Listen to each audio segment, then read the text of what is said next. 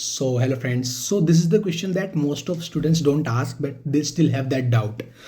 The question is that why do we use f in float and why do we use l in long, but not in double or integer?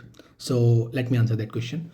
So, in Java or C or C++, when you write a program like when you write 5.5, so every language have its has its default value. Consider that अगर decimal value है तो decimal value के लिए हम by default जो है double use करते हैं. अगर होल नंबर है without any point we use integer.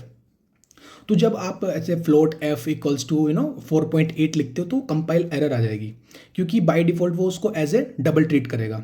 तो उस चीज़ को टैकल करने के लिए, वो चीज़ बताने के लिए ये जावा में बाय डिफ़ॉल्ट होता है कि अगर आप कोई डेसिमल नंबर डाल रहे हो तो आपको बताना पड़ेगा that what do you want. आप इसको फ्लोट बना रहे हो या डबल बना रहे हो.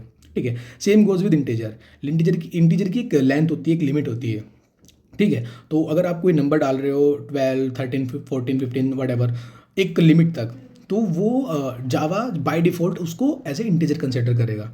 बट अगर आपको उसको लंबा लॉन्ग करना है तो बाय उसको आपको डिफाइन करना पड़ेगा, बताना पड़ेगा कि we are considering this data type as a this value as a long.